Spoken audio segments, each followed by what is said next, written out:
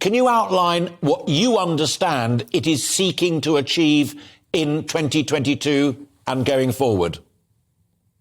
I think Brandon Lewis, the Secretary of State, and government seem to be intent upon addressing the issues of those soldiers who are having investigations over and over again. I understand that. I support that.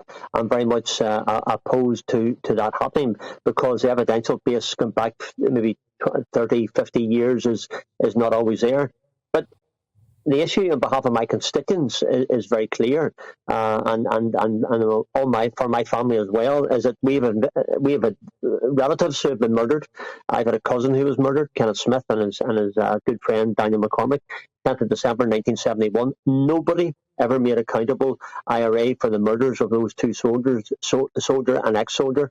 No accountability for Stuart Montgomery, murdered down in Pomeroy, only a young boy out of college, 2 weeks, murdered in Pomeroy. No IRA investigation, no investigations for those who carried out the murders in Anoma. No investigation for those who carried out the murders. The IRA who carried out the murders in Ballydugan, the four soldiers who three of I knew extremely well: young John Birch, Stephen Smart, Michael Adams, and John Bradley.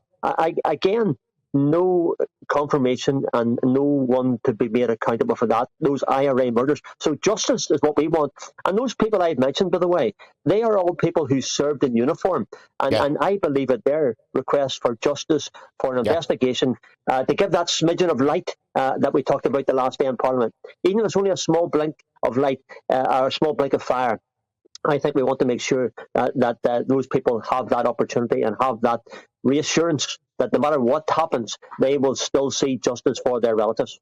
Jim, during that answer, which I didn't want to interrupt because it was profound, and you rightly ticked all of the boxes, that there were victims of soldiers who were doing what they'd been told to do, following orders, as they say, but there were also victims of the IRA. There were victims from the unionist, loyalist, terrorist side as well. What the Secretary of State says, it seems to me, is we know all of that. We accept all of that. It was ghastly. It was wrong. It was evil. But we're now so many decades on. Legally, the chances of getting a successful prosecution are next to zero. And secondly, wouldn't it just be better to come together, admit to what happened, reflect upon that, and move on?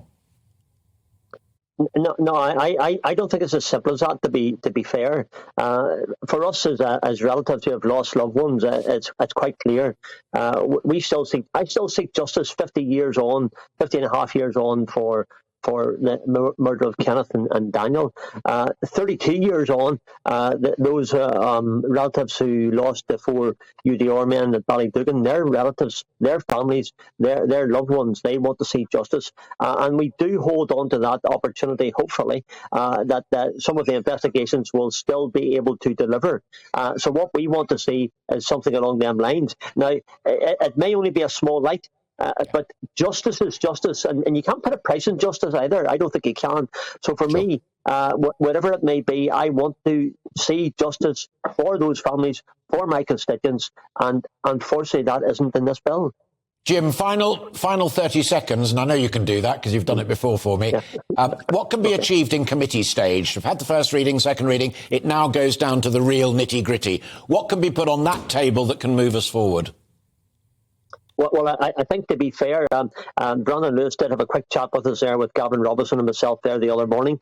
He indicated that on the committee stage of where we're going forward in the legacy bill, he indicated that he's prepared to listen to some of our amendments, which he said he will give credence to and look through. So I think we still have an opportunity of changing something.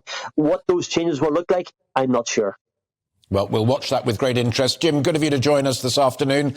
And do keep in touch on this one. It matters. It's not just a Northern Ireland issue. Yeah. It's a jurisprudence. It's a history. It's a political issue as well. Great to see you, Jim. Thank you very much indeed. Jim Shannon there. Take care. Bye-bye now. Bye-bye. Bye. God bless now.